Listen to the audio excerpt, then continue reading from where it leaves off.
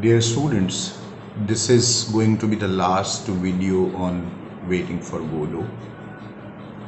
This video has been titled as Waiting for Godot as an Absurdist Play. In this video, first we will talk about a very slight historical background related to the concept of the theater of absurd, and then we will also refer to the characteristics of a theater of or a drama of absurd, and then we will try to implement those characteristics of the theater of absurd on Waiting for Godot. What I mean to say is that we will be evaluating Waiting for Godot in the light of those characteristics of the theater of absurd. I hope all of you know that this phrase, the theater of absurd, occurred in an essay by Albert Camus. The essay that was written in 1942 and was titled as The Myth of Sisyphus. So, dear students, this phrase, this concept called the theater of absurd was first referred by Albert Camus in his very famous essay, The Myth of Sisyphus, which he wrote in 1942. In this particular essay, Albert Camus defined the absurd as the tension that emerges from man's determination to discover purpose and order in a world, in a universe which steadfastly refuses to evidence either of these two. I mean, Camus looks at the absurd as a tension that emerges from man's determination to search for some meaning, some purpose, some order in a world, in a universe which steadfastly refuses to have any of these two, I mean, meaning or purpose or order. The writers associated with this theater of absurd diagnosed the plight of man or the plight of humanity as purposelessness in an existence out of harmony with its surrounding. Awareness about this lack of purpose produces a state of metaphysical anguish, which is the central theme of all absurdist writers, all absurdist dramatists. Then the term absurd drama was first used by Martin Esslin. I mean, the theater of absurd as a term was first used by Albert Camus, and this term absurd drama was made popular by Martin Esslin in his very famous book of 1961 titled The Theater of Absurd. According to Martin Esslin, this term absurd drama can be applied to a group of dramatists belonging to the 1950s who seemed to share certain attitudes, similar attitudes, identical attitudes towards the predicament of man. Dear students, these attitudes that the theater of absurd or the absurdist dramatists share These attitudes were those that were summarized by Albert Camus in his very famous essay that I have mentioned earlier, The Myth of Sisyphus. Friends, the major dramatists that belong to this group are Samuel Beckett, Eugene Ionesco, Arthur Adamov, Jean Genet, Edward Albee, and Harold Pinter. So these are the major dramatists of the theatre of absurd. Dear students, the absurdist dramatists hold the idea that our existence is absurd. They believe that our existence is absurd because we are born without asking to be born. I mean, nobody asked me that will you want to take bath, right? So we are born without asking to be born. We die without seeking death. So even at the time of death also nobody asks us that whether you want to leave the world or not, whether you want to die or not. So between this birth and death, we live. The birth about which we were not asked for, and the death which we basically do not seek. So between this birth and death, we live. And during this living, we actually remain trapped within our body and our reason. And we are unable to conceive the time in which we were not, or even a time in which we will not be.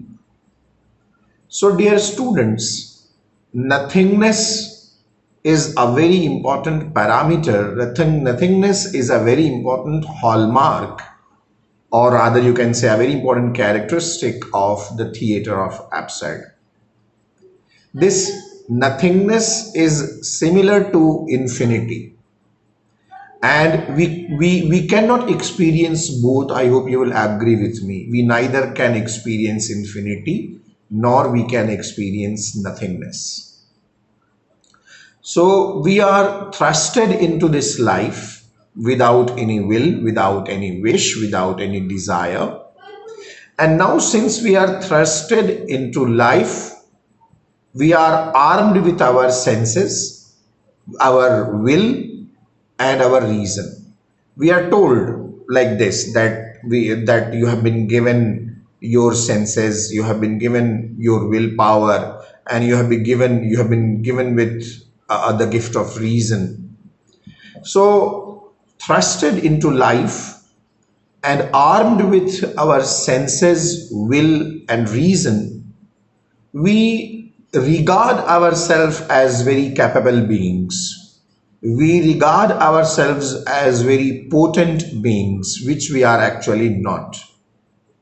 But we regard ourselves as very capable, as very able, as very potent beings because we think that we have been gifted with senses, will, and reason. The fact of the matter is that our senses give the lie to our thoughts, and our thoughts defy our senses. I hope you will agree with me and you will feel this along with me, that our senses give the lie to our thoughts and our thoughts actually defy our senses. So dear students, we basically are not able to perceive anything completely.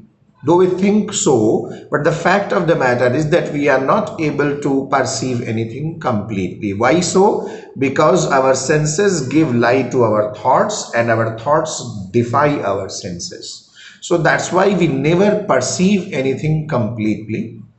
And hence we are permitted only to perceive one perspective, one viewpoint, or one angle of any object, any fact, or any situation as our own. We try to achieve distinction and permanence, but we find that our assessments are perceptively incomplete and it is never wholly effective. Friends, all our creations, all our so-called balance and order, all our so-called permanence and generalizations are doomed to decay, as we are also doomed to decay. The theater of absurd deals with this absurdity of human life, and it shows our paradoxical situation. It is this complex self-defeating paradox, this check and balance of power, this impotence, knowledge and ignorance, this attunement and alienation, that is the subject matter of all absurdist dramatists.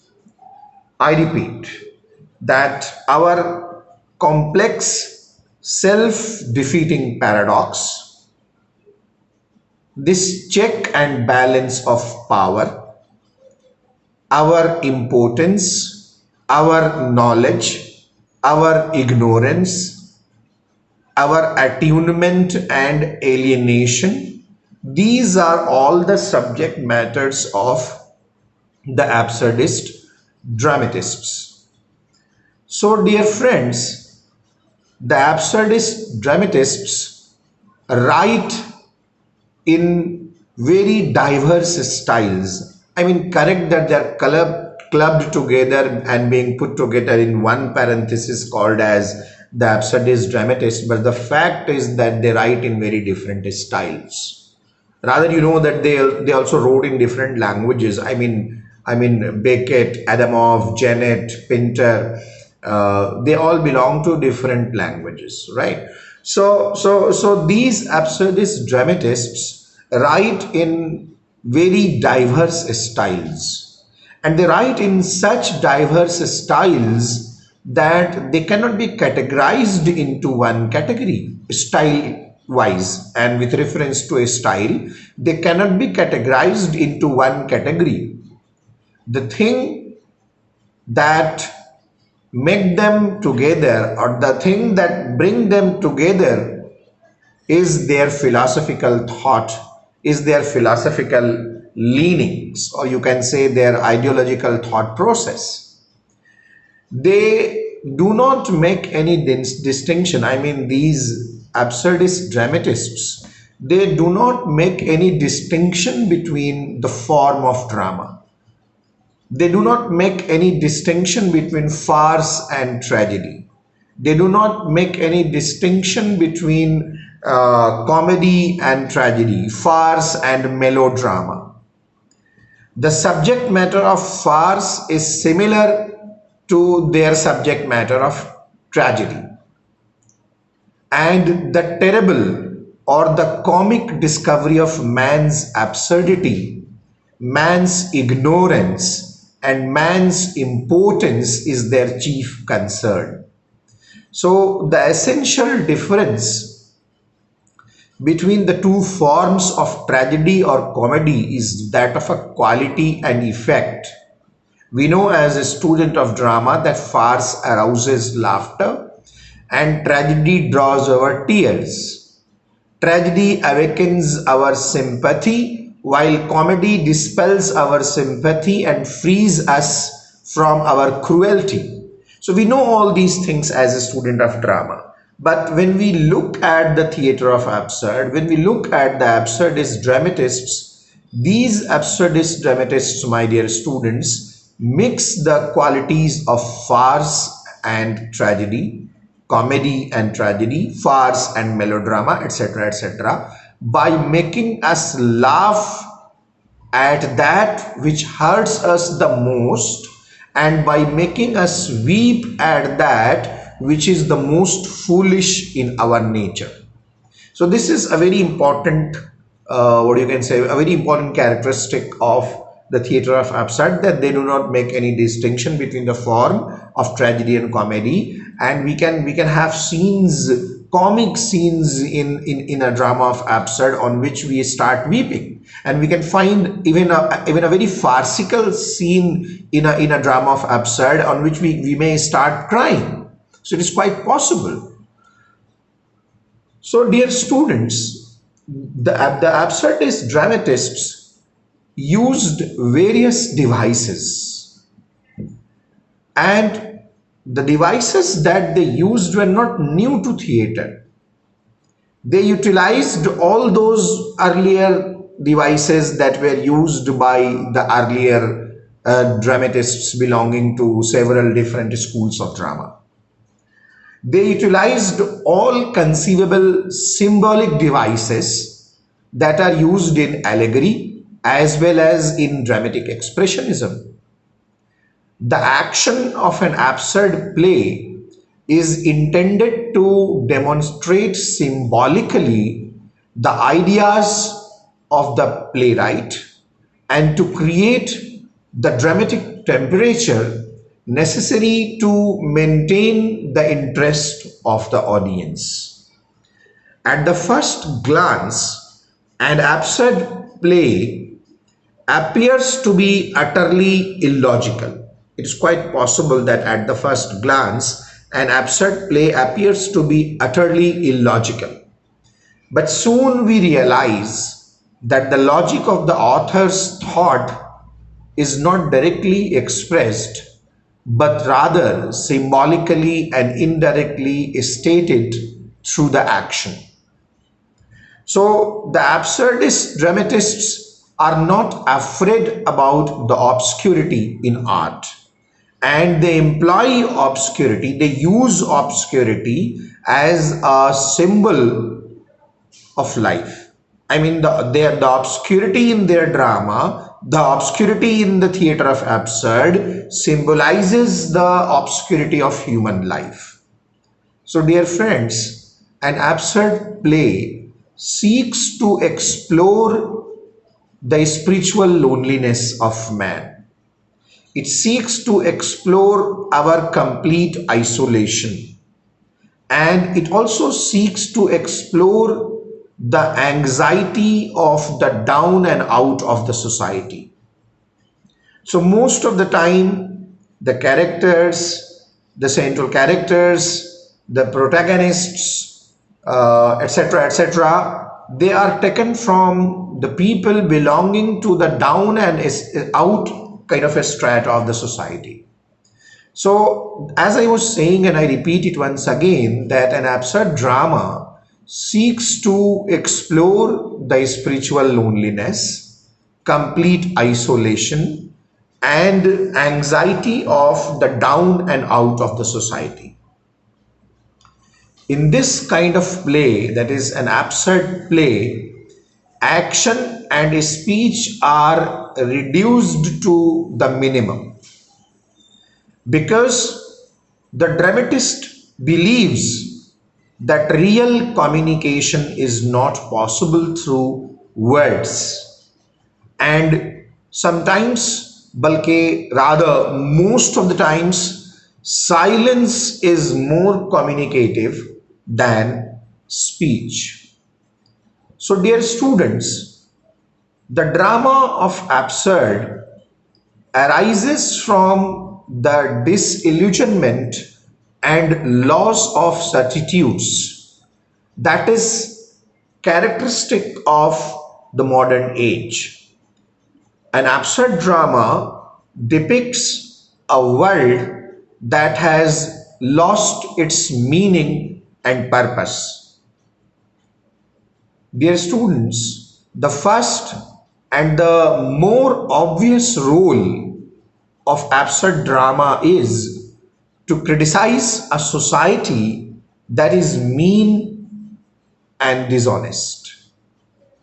And the absurd plays are distinguished, and they can be distinguished from the works of Sartre and Camus, as they do not merely talk about absurdity, but rather they actually present absurdity in them. The theater of absurd, the plays belonging to the theater of absurd, they are also need to be understandably differentiated from poetic drama, poetic plays, because these absurd plays do not employ conscious poetic language, although they sometimes make considerable use of dream and fantasy also, but they do not employ a very poetic language. So, dear students, it is a very strange fact. I hope you are aware about this fact, that though the absurd dramatists belong to different nations, one similarity among them is that they all emerged on Paris as their scene of activity. Look here, Samuel Beckett, is an Irish fellow. Adamov was a Russian. UNESCO is a Romanian dramatist. Jane Jennett was, yes, a French man. Harold Pinter represented absurdism in England. And Edward Albee is the representative of the theatre of absurd in America. So look here, all these major dramatists belonging to the theatre of absurd belong to different nations. But their one point of similarity is that Paris is their scene of activity. They emerge on Paris at the same time in the 1940s and 50s of the previous century. And we find them there, and we find Paris and the theater of the French theater as the theaters of France, we can say, as their place of action. So Samuel Beckett, as we know, is an Irish dramatist, a novelist also, who lived in Paris and wrote in French and English both with equal ease and felicity. He uses a very formless type of a language to present the meaningless void of experience as faced by his characters and ultimately by man. Now, covering all these characteristics of the theatre of absurd, let us now look at Waiting for Godot as an absurd play. Dear students, I hope you are aware, and we have discussed about this earlier also, that Waiting for Godot was actually written in French, and it was later on translated by Beckett himself into English. Dear students, we all know that the English edition of Waiting for Godot describes it as a tragic comedy in 2 acts. We know that the French version didn't have any act, and we also know that the French version did not claim it to be a tragic comedy. But the English edition of Waiting for Godot describes it as a tragic comedy in 2 acts. However, my dear students, this term tragic comedy is too vague to describe the nature and the atmosphere of Waiting for Godot adequately. Dear students, the atmosphere of the play Waiting for Godot is a blend of wit and humor, farce and pathos, and a very deep anguish which is akin to, which is very close to the tragic. Thus, my dear students, the play has existential as well as absurdist elements. I hope you have heard my earlier lecture in which I have discussed this play, Waiting for Godot, in the light of existentialism. Waiting for Godot as an existentialist drama. Here, when we are looking at Waiting for Godot as an absurdist play, we can once again refer to the term theater of absurd and the word absurd drama, which got its currency, which got its popularity from Martin Eslin's book that was written in 1961 titled The Theatre of Absurd. This book tried to make certain fundamental traits accessible to discussion and traced the features that were common among major dramatists of this school of drama, the theatre of absurd. Dear students, the absurdist attitude is serious and it must be distinguished from an attitude of despair. At the core of this, at the core of absurd drama, the dramatist thinks rationally and not romantically. In his opinion, in the opinion of an absurdist dramatist, no object is absurd until a man think it so. The absurdist dramatist looks at life as a futile play acting. An absurdist dramatist presents life as an absurdity or a farce or a comedy, something which is full of odds, mere chaotic, where nothing predetermined, nothing meaningful, nothing logical and reasonable can happen. So, dear students, in the theatre of absurd, rules of traditional conventional drama are broken. The conventions of drama are flouted. An absurd drama is a drama without plot. It's a drama without characters or without, you can say, protagonists. It is a drama without dialogues in the conventional sense. Friends, nothing happens in an absurd play. Nothing happens in it. There is no exit. There is no entrances. There are no entrances. And there is no departure also. I hope you are able to recall that when Waiting for Godot begins, we are not told that the curtain rises and somebody enters.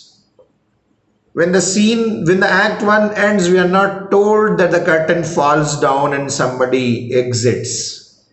When the act 2 begins, we are not told that somebody enters once again and somebody makes an exit once again. Of course, in the play, the two characters of Pozo and Lucky make an exit and entrance twice in the play in both the acts.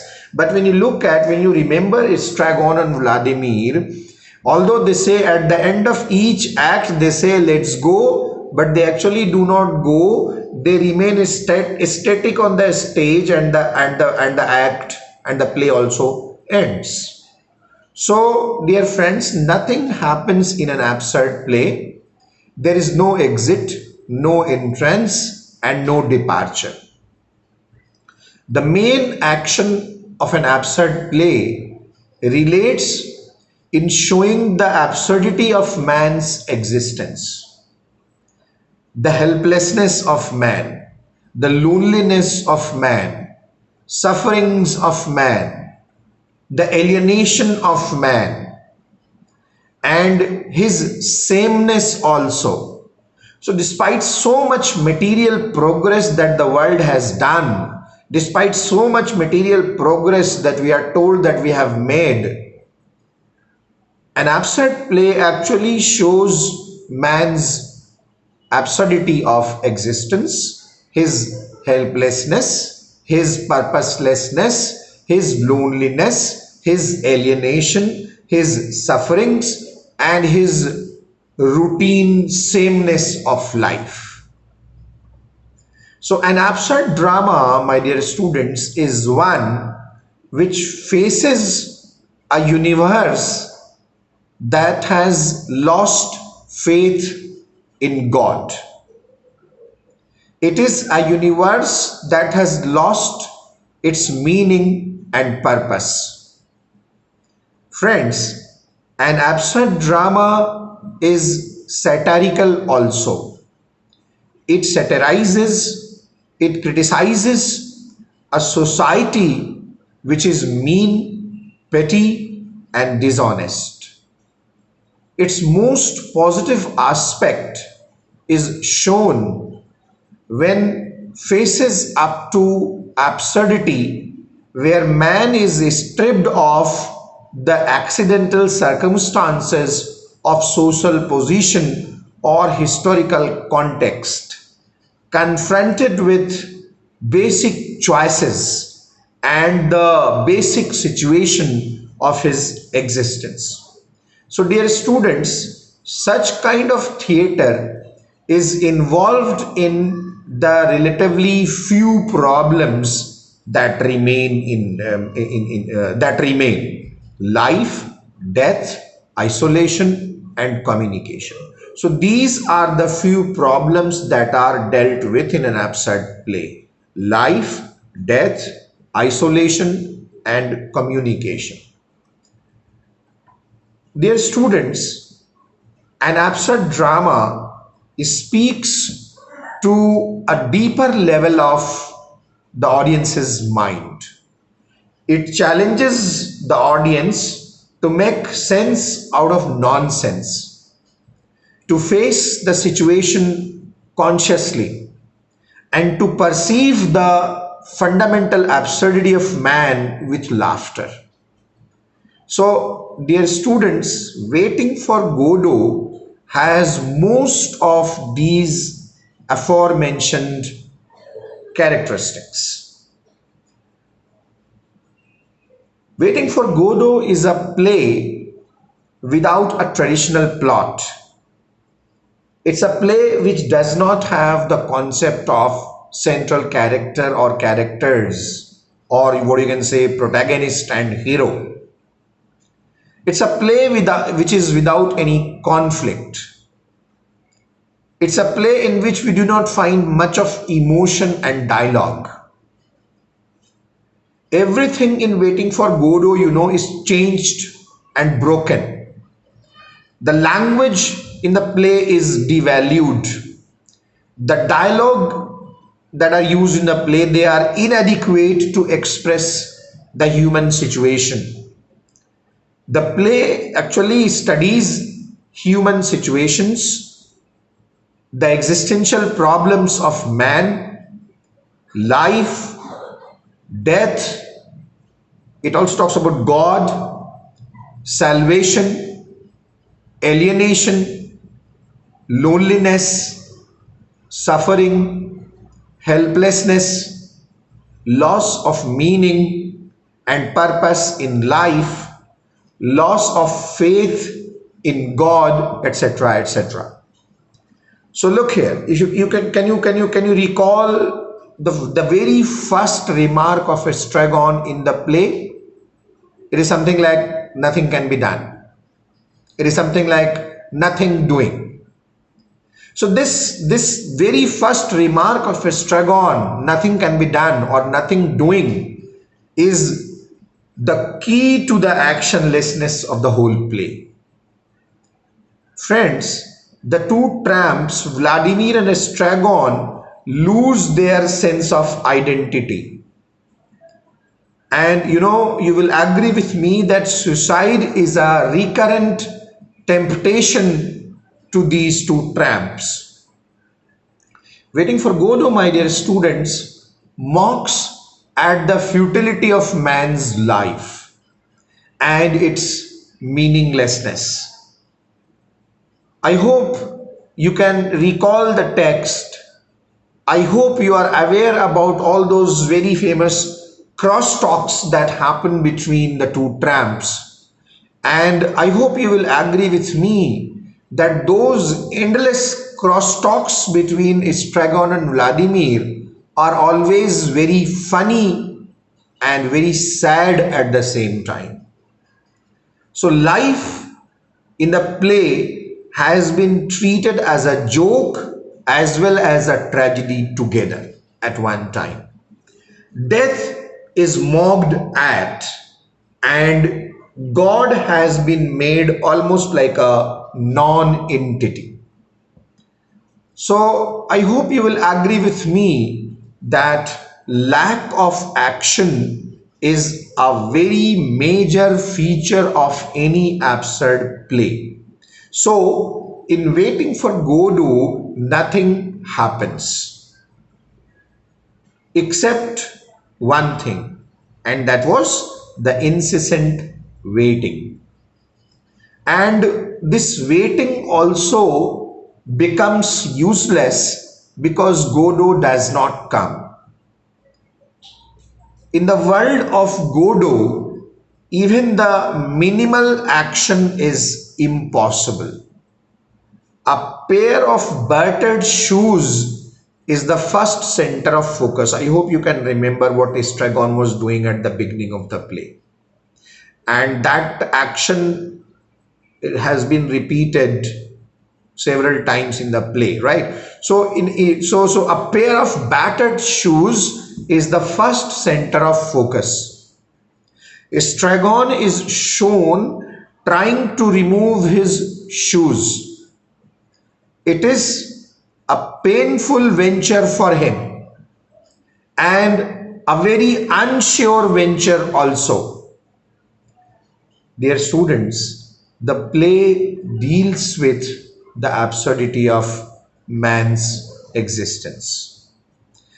In the beginning of the play, both the tramps, Estragon and Vladimir, agree that they have nothing to do. Estragon has spent the last night in a ditch and was beaten by the people. He becomes desperate when his efforts to take off his boots prove futile. Both of them, Estragon and Vladimir, ultimately cherish the thoughts of suicide. The existence of other pair of character also, look here. If you look at the other pair of character, I mean Pozo and Lucky. So the existence of the other pair of characters, Pozo and Lucky, is also very absurd, my dear friends. They are also in an absurd human situation. Pozo, is driving Lucky by a rope tied around his neck, and he is giving occasional jerks to Lucky. Lucky, is tortured and unhappy. Pozo, you also know, wants to get rid of Lucky by selling him, although it would have been far better to kill him, but he wants to sell him. So when Estragon tries to wipe the tears of Lucky, he was violently kicked by Lucky. Can you remember this? I mean, he wanted to sympathize with Lucky by wiping his tears, but he was kicked by Lucky. So later in the play, you also know that Lucky goes dumb. He becomes dumb in the second part, in the second act of the play, and Pozo becomes blind. To round off and to conclude my discussion, dear students, I would also like to draw your attention towards the absurdity of the atmosphere of the play, Waiting for Godot. I mean, the atmosphere of Waiting for Godot is also very enigmatic. The mixing of tragedy and comedy proves very baffling for the play. The situation of the two tramps is both funny and tragic at the same time. The characters are in a state of bewilderment, misery, and revolt. Their situation is similar to ours. Now look here, this is very important. The situation of the characters, whether it is the first pair of character Stragon and Vladimir, or the second pair of character Pozo or Lucky, so their situation is similar to ours. Sometimes at some place, at some point in our life, we all feel passing our time. We all feel that we are passing our time in transparent deceptions. By passing our time, we are actually deceiving ourselves, and we know that we are deceiving ourselves. We know that we are uselessly passing our time. We know we are uselessly doing this act, and we know that we are basically trying to deceive ourselves. So, dear students, the setting of Waiting for Godot is bare. There is only one leafless tree in the first act which gets some leaves in the second act. The whole background of the play reminds us of our loneliness, the loneliness of man, the alienation of man. I mean, there is suffering in the play, agony in the play, misery in the play, anxious waiting in the play, futility in the play, absurdity of all sorts in the play, and we can very easily identify that these things are present in our life also. So hence, my dear students, from the point of view of a structure, number one, from the point of view of theme, number two, from the point of view of motive, number three, from the point of view of character, number four, from the point of view of atmosphere, number five, and from the point of view of setting and language, number six. Waiting for Godot is a pure absurd play. Its crux, I mean the crux of Waiting for Godot lies in the funny situations that are shown in the play. Life as well as death has been treated in a very funny manner, yet in a very tragic manner also. So life as well as death is treated as a joke. Nothing can relieve man of his misery, and he has to, man has to, I have to, and you have to suffer this alienation, loneliness, waiting, misery, suffering, purposelessness, loneliness, meaninglessness of our life gladly. We have to suffer all these things because we have to. So with this, I stop my discussion.